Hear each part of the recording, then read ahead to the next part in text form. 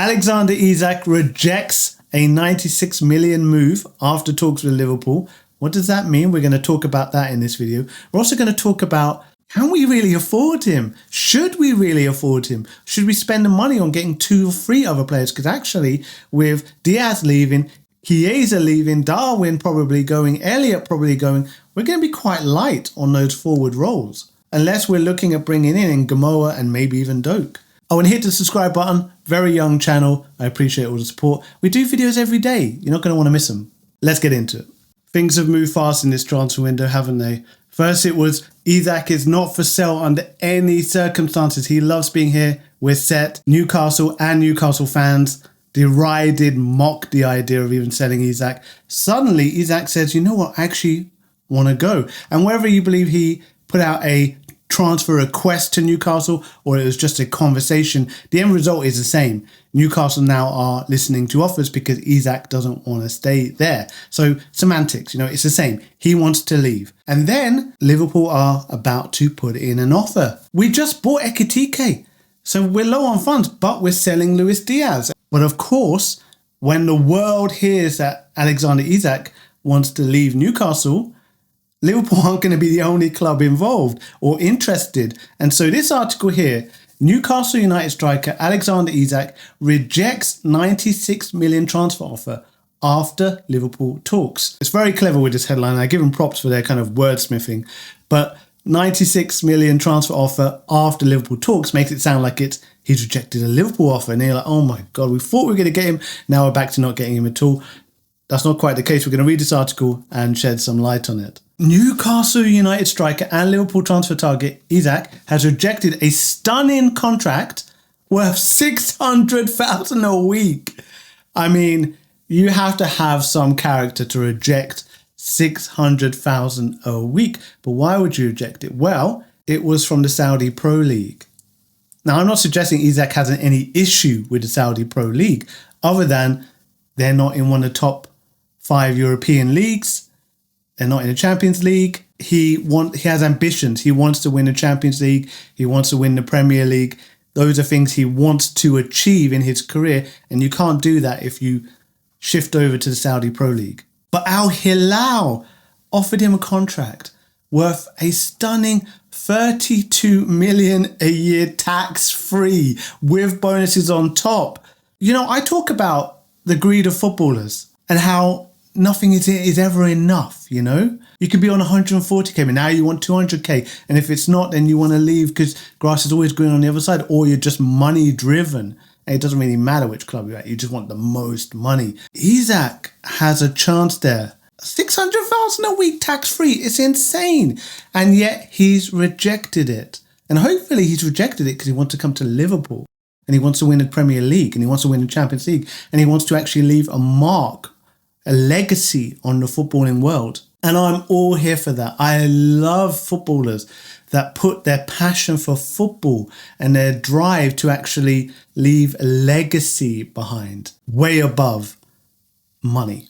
That to me is very exciting to hear because it means that if Isak does come to us, he's coming to us for all the right reasons, not just because we will pay him more than Newcastle might be paying him, not just for a big signing on bonus. He's coming to Liverpool, if he comes to us, purely for footballing reasons, and that is making me warm to the guy already. Despite the incredible sums on offer, transfer expert Fabrizio Romano says Isak has rejected the approach from Al Hilal and informed the club he intends to remain in Europe. It's beautiful news, isn't it? And Liverpool have bolstered slots Premier League champions with Ekitike, Florian Wirtz, Frimpong, Milos Kerkez. And could we be bringing Alexander Isak in? Does that mean we're not going to bring in Rodrigo to replace Luis Diaz anymore? Liverpool tipped to sign Isak after 12-month pursuit.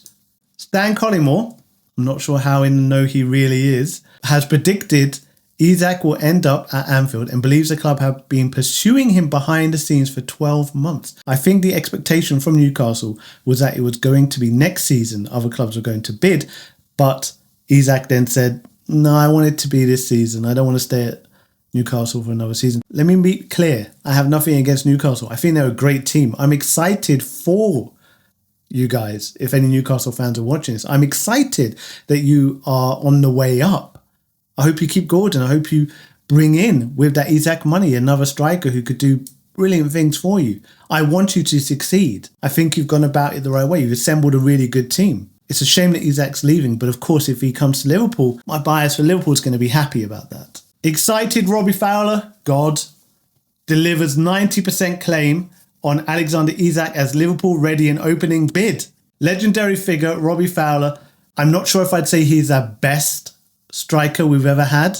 It's tough competition when you've got Torres and Suarez, Kinkenny, but I think he's the one that I have in my heart the most. He's the one I love the most. Legendary figure Robbie Fowler has dropped his verdict on what the phenomenal Alexander Isak would bring to Liverpool. The Swede is pushing to leave St James's Park this summer in the wake of strong interest from the Premier League champions. Reports on Sunday evening now reveal Liverpool are readying a first offer. I wonder what that first offer would be. Is it going to be the 150 they're asking for? Is it going to be less, 120 to 130? I can't imagine Liverpool go straight in at 150. I can't imagine that. And I can't imagine that Newcastle will hold firm at 150 now that their player has made it so clear and so public that he wants to go. They will have to drop down. It's whether or not Liverpool can negotiate down to 130, 120. As has been the case multiple times now, add-ons will be part of the deal. So it might be a 120 base and another 10 or 15 in add-ons based on performances and number of matches. Who knows? But if it is, do you think Liverpool will actually go up to 150 for Isak? That is a huge amount of money on one player who does get injuries. He does get injuries.